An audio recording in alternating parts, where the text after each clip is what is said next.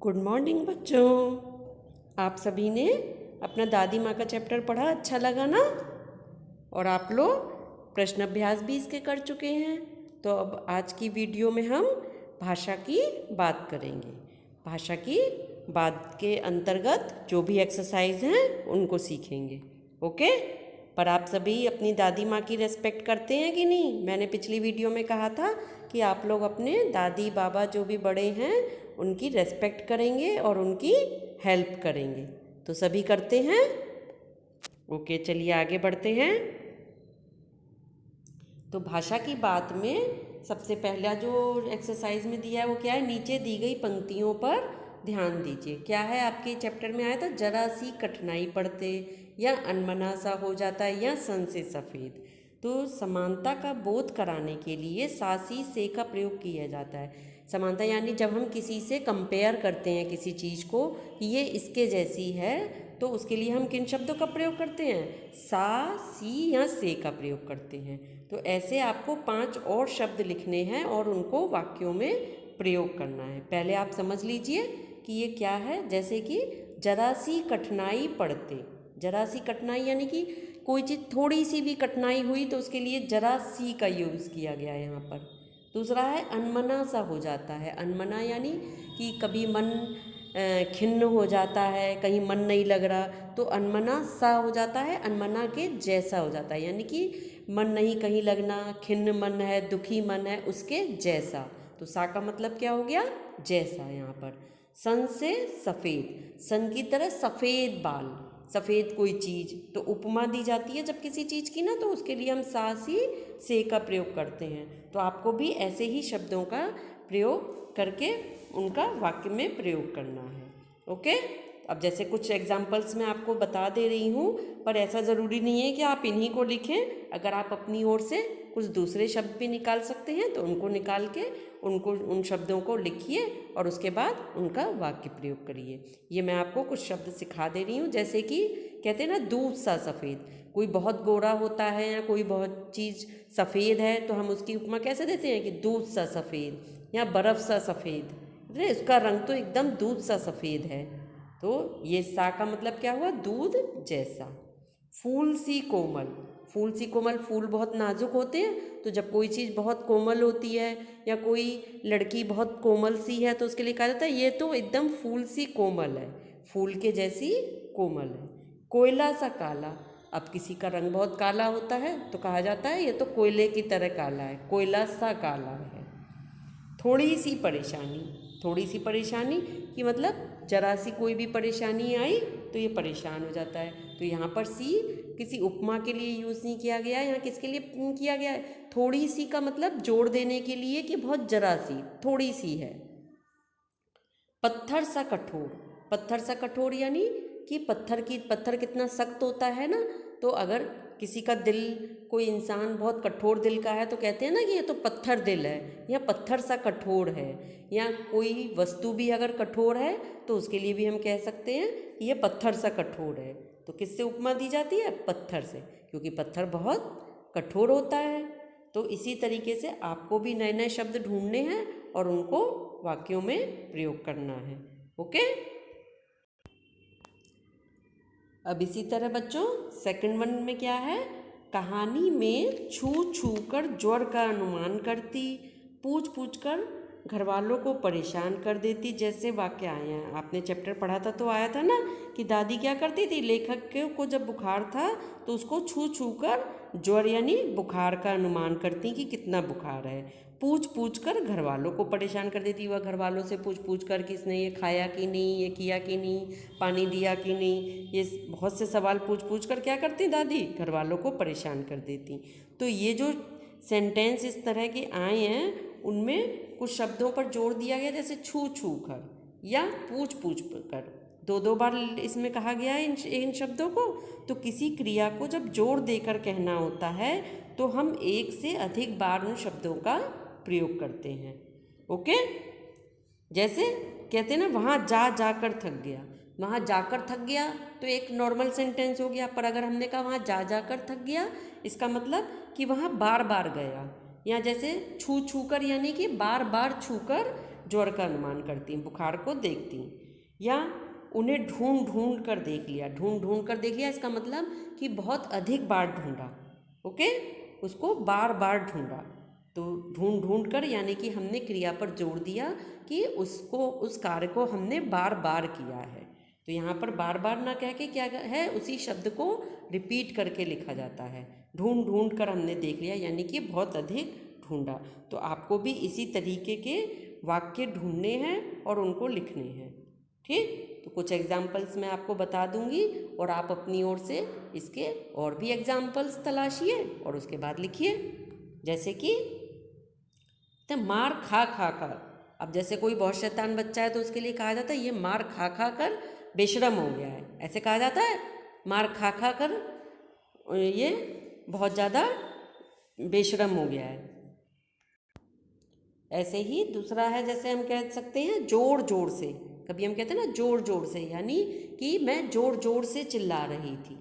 जोर जोर से चिल्ला रही थी यानी कि बहुत तेज़ी से चिल्ला रही थी। एक हमने कहा मैं जोर से चिल्ला रही थी, तो इसका मतलब मैं एक बार ही जोर से चिल्लाई। पर हमने कहा जोर जोर से चिल्ला रही थी, इसका मतलब मैं बार बार जोर जोर से चिल्ला रही थी। डांट डांट कर, डांट डांट कर यानी कि बार बार डांटा। जैसे कि आपकी टीचर कहती हैं आपसे, मैं आप लोगों को डांट डांट कर परेशान हो गई हूँ, यानी कि कितनी बार आप लोगों को डांटा है पर आप लोग सुनते नहीं हो, यानी कि बार बार डांटा गया है आपको। तो डांट डांट कर में इस शब्द पर जोर दिया गया है। नेक्स्ट है, जैसे कह सकते हैं हम कि रो रो कर।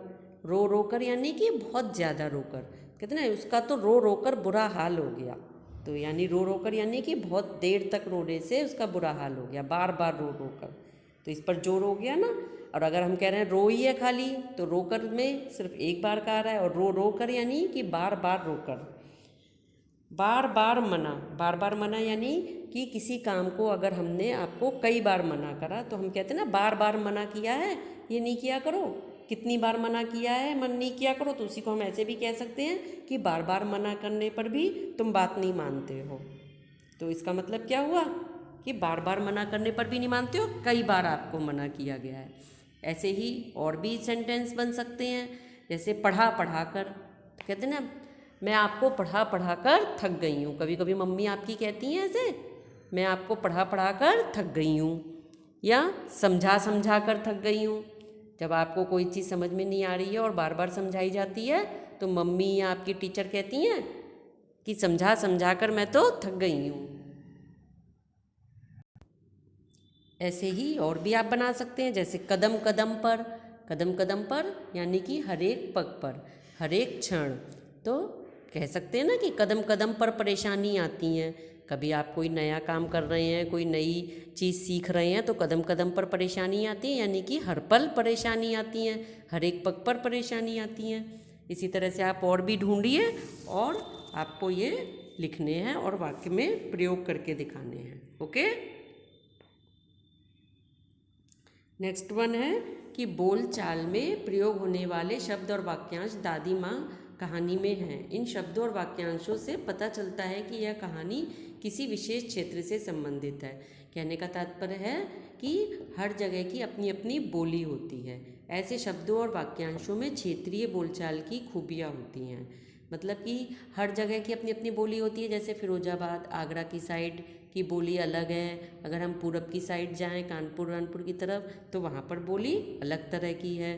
तो हर जगह की बोली अलग अलग तरह की होती है, उसी के हिसाब से शब्द भी बदल जाते हैं, थोड़ा सा उसमें बदलाव आ जाता है। जैसे कि निक्सार, ब्रह्मा, इसमें शब्द आए हैं आपके चैप्टर में। तो ब्रह्मा किसको, ब्रह्मा ये इन्होंने किसके लिए कहा है, ब्रह्मा के लिए, ब्रह्मा भगवान के लिए कैसे कहा है, बरहम्मा, बरहम्मा। उड़िन, उड़िन नहीं कहते, क्या कहते हैं, उड़िन, उड़िन कहते हैं ना। और इन्होंने क्या कहा है, उड़िन। इसमें ऐसी चिवड़ा, चिवड़ा किसको, चिड़वा को क्या बोला है, चिवड़ा। छौंका, छौंकने को बोला है। तो इस तरह से बहुत से शब्द बदल गए हैं। इसी तरीके के और भी शब्द होते हैं जो क्षेत्रीय बोलचाल में सम्मिलित होते हैं। तो आपको इसी तरीके के शब्द निकाल के लिखने हैं। 10 शब्दों को आपको लिखना है। 10 शब्दों को बोलचाल में जो उपयोग किए जाते हैं वो शब्द निकाल के लिखने हैं। कुछ एग्जाम्पल्स मैं आपको समझा रही हूँ। जैसे कि कहीं मिट्टी को क्या कहते हैं, माटी, मिट्टी को माटी, घासलेट, कहीं घासलेट बोला जाता है, जब मिट्टी के तेल को क्या बोलते हैं, घासलेट बोलते हैं। घना, घना यानी कि घने घने वृक्ष कहते हैं ना, घना है, अधिक। बंदा, कहीं कहीं बंदा कहा जाता है, हिंदी में क्या कहते हैं, व्यक्ति कहते हैं बल्कि उसे, पर कहीं कहीं पर क्या व्यक्ति के लिए यूज़ किया जाता है, बंदा, वो बंदा ऐसा है। दिल्ली की साइड में आप जाएंगे तो वहाँ पर मोस्टली लोगों को क्या कहा जाता है कि बंदा, वो बंदा ऐसा है। ऐसे ही और एग्जाम्पल है, जैसे पक्षी, पंछी, पंछी को पक्षी भी कहा जाता है। कौवा, कौवा को कागा कहते हैं। घड़ा, घड़ा को क्या कहते हैं, मटका या गगरी, कहीं पर मटका बोला जाता है घड़ा को, तो कहीं गगरी बोला जाता है। लड़का लड़की, लड़का लड़की को भी जगह जगह अलग अलग शब्द यूज़ किए जाते हैं, जैसे कहीं पर कहा जाता है लाला लाली, कहीं लल्ला लल्ली, कहीं आपके फिरोजाबाद में कैसे बोला जाता है, मोड़ा मोड़ी कहते हैं। इसी तरीके से लड़का लड़की के लिए भी अलग अलग शब्द यूज़ किए जाते हैं। ऐसे बहुत से शब्द हैं जिनका क्षेत्रीय अलग अलग क्षेत्र में अलग अलग शब्द यूज़ किए जाते हैं। तो आपको ऐसे ही 10 शब्द ढूंढने हैं और उनको अपनी कॉपी पर लिखने हैं। इसके बारे में आप अपने घर वालों से बात करेंगे तो आपके पापा मम्मी दादी बाबा इन लोगों से आपको पता चल जाएगा कि और अलग अलग कौन कौन से शब्द होते हैं जो कहीं कहीं पर यूज़ किए जाते हैं। ठीक। नेक्स्ट है क्वेश्चन, एक आपको और अपनी ओर से लिखना है क्वेश्चन कि दादी की कहानी से आपको क्या शिक्षा मिलती है। आपने दादी माँ की कहानी पढ़ी ना, तो अब इससे आपको क्या शिक्षा मिलती है, इसका आंसर आपको और लिखना है। जैसे आपने दादी माँ के चैप्टर में क्या पढ़ा कि दादी माँ ने क्या सिखाया आपको कि हमें दूसरों की मदद करनी चाहिए, हमेशा हमेशा दूसरों की मदद करनी चाहिए, और जो बड़े हैं उनका आदर और सम्मान करना चाहिए। इसके अलावा बड़े लोगों के कड़वे बोलों पर नहीं जाना चाहिए। जैसे दादी माँ दूसरों को डांटती भी थी, पर उनके पीछे उनका भाव क्या छिपा होता था, दूसरे की हेल्प करना, दूसरे की चिंता करना। तो इसलिए हमें बड़ों के कड़वे बोलों पर नहीं जाना चाहिए, बल्कि उनकी भावनाओं को समझना चाहिए।